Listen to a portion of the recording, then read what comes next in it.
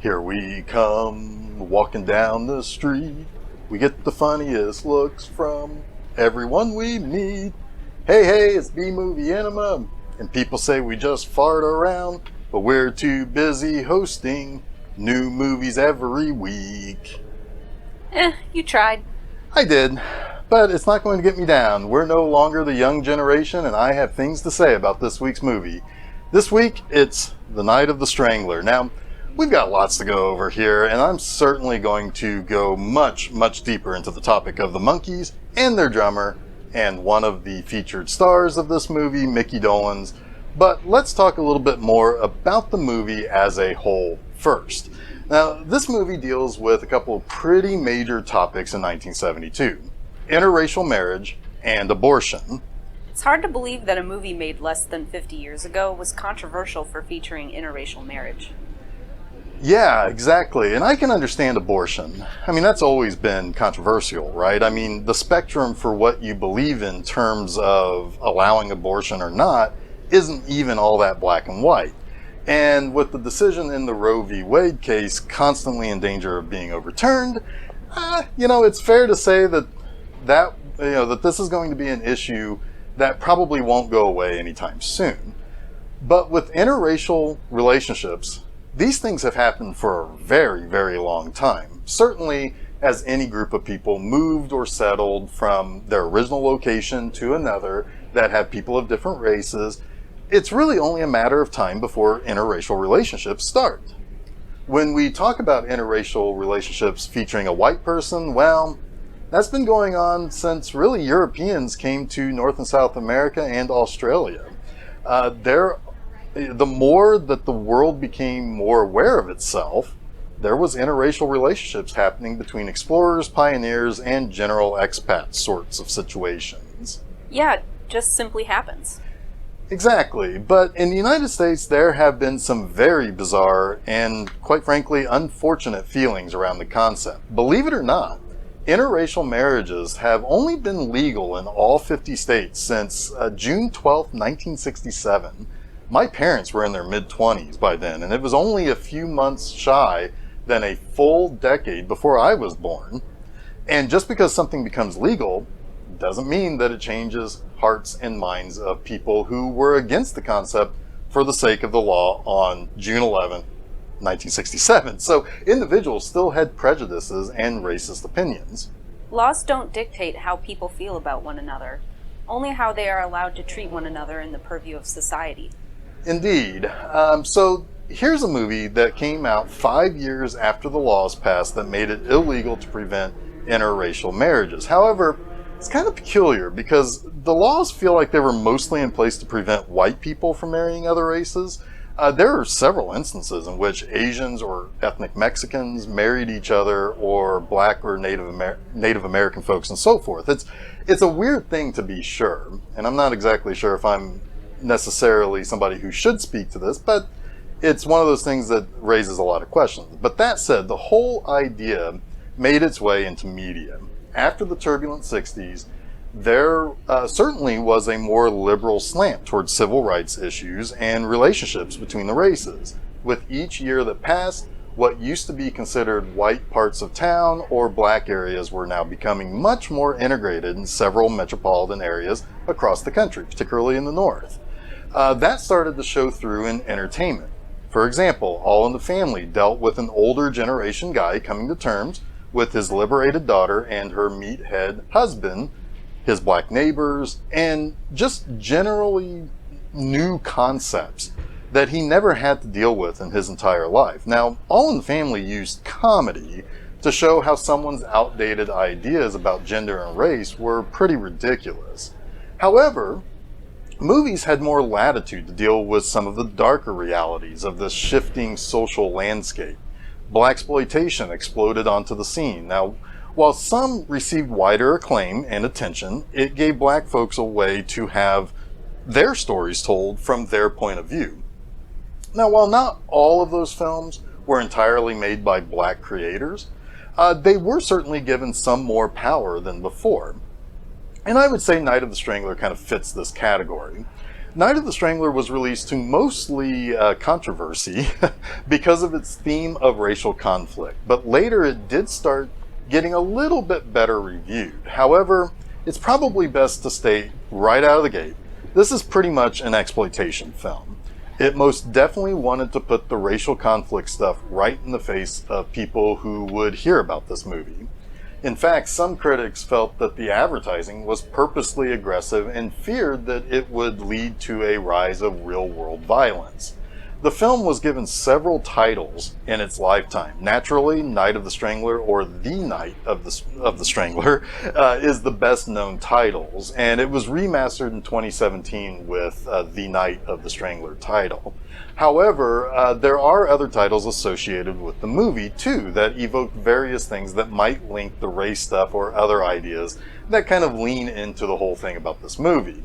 For example, we have The Bus Is Coming. Now, I don't know about anybody else, this definitely led me to kind of conjure up references to Rosa Parks on the bus.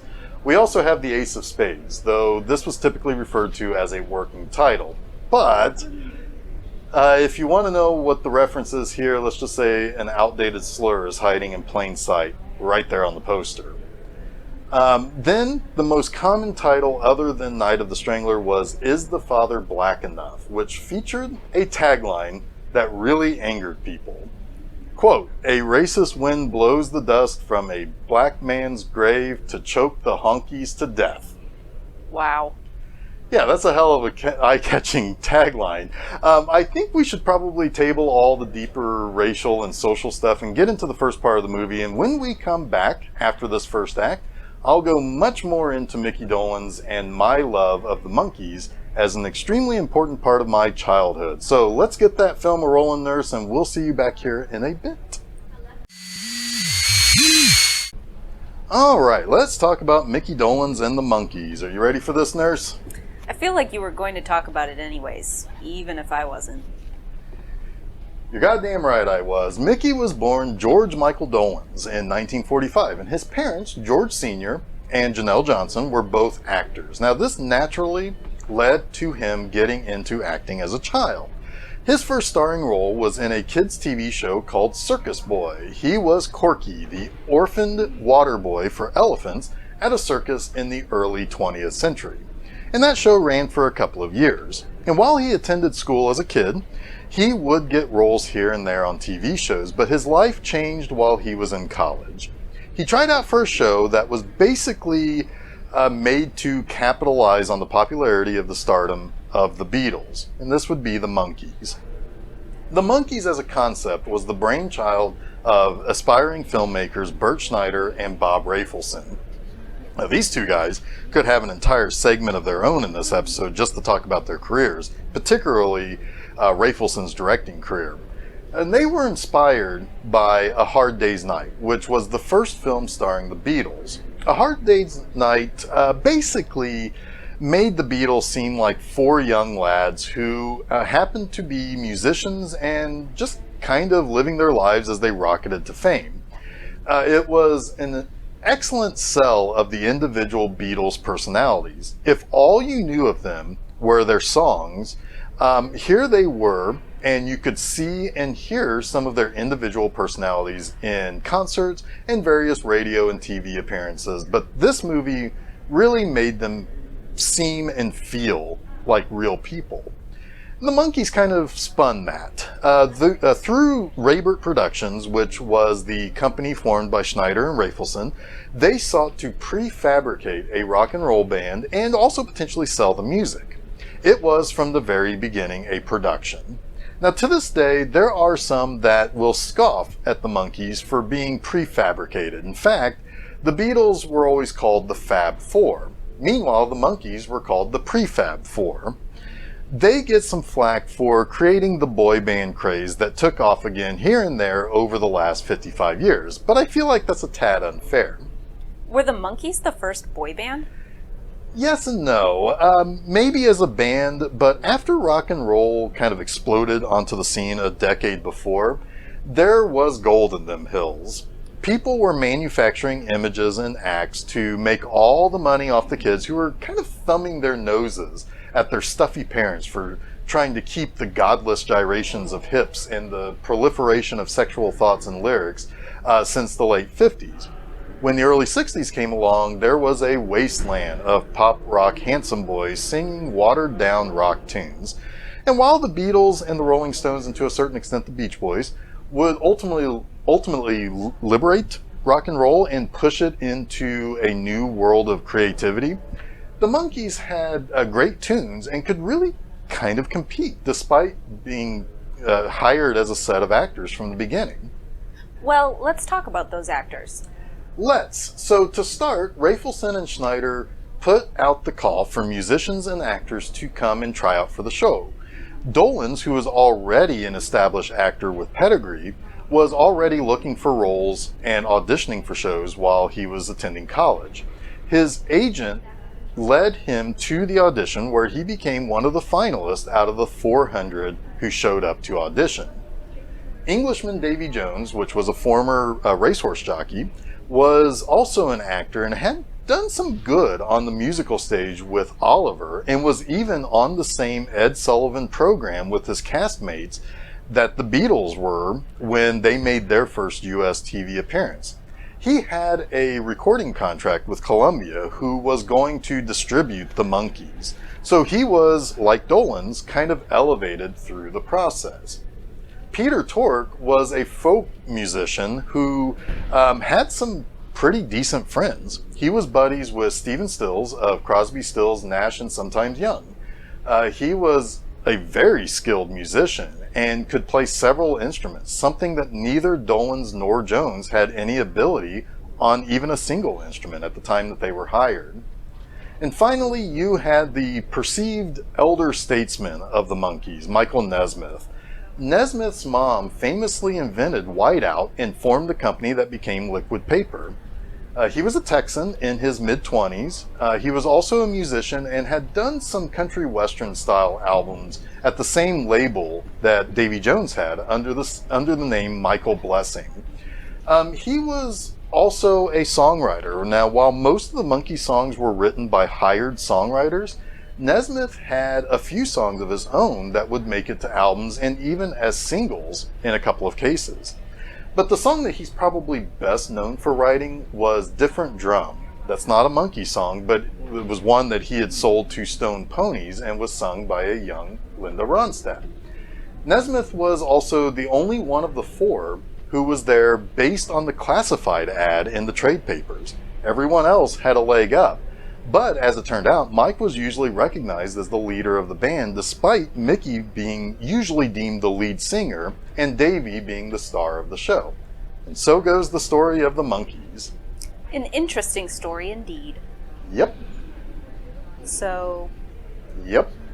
Are we going back to the movie? We're not watching Head, the Monkees' one and only movie that was co-written by Jack Nicholson, are we? Nope. Still Night of the Strangler. We've really hardly talked about the movie, have we? Not really at all. Well, maybe we should go back to the movie and let it go a little longer, then come back here and actually talk about it, yes? I think that's a good idea. And while that goes on, I can show you all my Monkees albums, and, I have a shit ton of them on vinyl. I have no choice in this matter, do I? Nope. Alright, so this is the story of the Roberts siblings. We have brothers Vance and Dan. Vance is played by Dolenz, and their sister Denise. Now, she comes home from Vassar to tell them that she is going to drop out of school after all the money Dan has spent to send her there because, well, she's going to get married because she's pregnant. But oh, SpaghettiOs. Denise's boyfriend is a black man. Vance is super cool with whatever his sister wants because he's Mickey Dolenz and he's super cool, but Dan... Oof, Dan is kind of a monster. Holy fucking shit he is. Now, he's got some pretty choice slurs and he slaps her around. Now, did you notice that Dan told Vance that she didn't exist anymore because she slept with a black man, but that if she went back to him, he'd kill the black guy? Yeah, I was really confused by that. Did he disown her or what? I guess, yes, no, I really don't know. But anyway, I guess Dan just went ahead and hired an assassin in New York to kill her boyfriend. How do you think that works? Do you think he went to the Yellow Pages and looked up a national chain of assassins? And then, they referred him to their New York office? I would think so. I mean, look, I get it. Dan is a rich guy in New Orleans, but does that mean a lick of shit in New York? He must have had a 2-for-1 coupon, because then an assassin, probably from the same Assassins R Us store, killed Denise and then made it look like she committed suicide. Yeah. Yeah. But no, wait. It was more like a 3-for-1 deal. She either got an abortion or on Dan's dime, as he demanded, or it was just, kind of part of the deal of her drowning in the tub. Also, who leaves the water in the tub like that? Right? I get that maybe she wanted to take a bath or something to relieve her stress. It's been stressful times. But it would have been real cold by the time she came back to it. But there was a little bit of mystery there too. I mean, we didn't see the guy who killed Denise. We just saw his army jacket, his black gloves, and his peace sign belt buckle. We also see that he took the autographed picture of Mickey Dolenz. Meanwhile, there's Father Jesse. Ah, yes, the prodigal father. Now, Jesse was a cool dude at the parish, and he's a friend to many people in New Orleans, and he's been away for a little while, but he's back now, and he's here to kick some motherfucking ass. At least in my mind, he's treated like he's a goddamn war hero, and if this movie had come out after The Exorcist, they would have probably said that he exorcised 20 demons with one arm tied behind his back or something. But he's going to repair the fissure between Dan and Vance. Yeah, I mean, Jesse even has an autographed Mickey Dolenz of his own. Do you have an autographed Mickey Dolenz? No. Ah. Almost all that stuff was in the first part. I didn't talk about any of that. I talked about the monkeys instead. Yes, you did. Now, there are some deeper concepts at the heart of this movie, too. All that stuff that I talked about in the first segment before the movie started was really in the first 10 minutes or so. There is a significant social element here that's trying to kind of play itself out. Naturally, Dan's bigotry is the main issue. And this was certainly during the time in which old family standing was the most important thing to that family's image. And that was probably a much bigger deal in the deep white South. So it's interesting to also hear Vance talk about trying to more or less enlighten his old girlfriend Carol before he went off to Vietnam, and then subsequently Dan stole her from him. And apparently she too had that old bigotry that was sown so deeply into the way of life in the South. And he felt that she was really starting to quote-unquote come around, as he said, before Dan took her away and basically set her back to her original racist ways. Now, this movie is dealing with some pretty deep shit. It feels as though a lot of the characters in this movie are moving on from those older social norms. But there's a rotten root that is festering at the center. It's leading to death and misery. I think the movie is also trying to make it a mystery that's implicating Vance as the killer, right? The killer has a peace sign belt buckle, he handled venomous snakes in Vietnam, and he's kind of messed up over his brother being a jerk-ass. You pick up on any of that? Yeah, I think, I'm not 100% sure that's the intent, but it's at least a clue, or maybe meant to be. There's a revelation that's coming that is interesting, but we aren't going to get there by just sitting around talking about it. I guess we need to get back to the movie and let that shocking final act play out to its entirety. Oh yeah, that snake, I think literally died on screen, right? The dude playing Dan, James Ralston, totally beat the shit out of a snake with an umbrella. I know, poor snake. So, nurse, how much time passes in this movie? What do you mean? Well, the movie opens with Denise coming home from college. Apparently she's been away from the South long enough to have a faint British accent, but I digress. Now, she's home and tells her brothers that she's pregnant, plans on getting married, and thus returns to New York City to tell her fiancé that she's lost the baby. Okay. Now, did that happen overnight? Then her fiance is killed in New York, and then she returns to New Orleans? Where she's killed. Correct. Now, are we talking months here? Well, that one guy called and said Dan owed Assassins Are Us for a job to kill his sister's fiance. His account was 17 months in arrears. Yeah. The dude doesn't pay his assassin debts. So I guess this movie takes place over the course of a year and a half. And in that time, Denise tells Vance and Dan that she's planning to leave college because she's pregnant and planning to marry a black man. The black man is then killed. Then she's killed. Dan gets married to Vance's old girlfriend. She's killed. Dan fires his gardener. And that guy's sick wife dies because he can no longer afford her meds. So he plans to kill Dan, but Dan kills him first in self-defense. Vance plans to marry his new girlfriend, Anne, and she's killed. Then Vance plans revenge on Dan, but Dan kills him too. And all the while, Father Jesse has returned to New Orleans. Yeah, whew, what a twisted web. But wait, there's more. Yeah, so Father Jesse was actually the guy who impregnated Denise and was killed. The guy who everyone says is Father Jesse is actually Jake, Jesse's identical twin brother. Or maybe not identical twin. Maybe it's a statement on the old trope and bad joke that all black guys look alike. I don't know. But Jake has orchestrated all these deaths for... Revenge. What don't you get? You understand everything? Yup.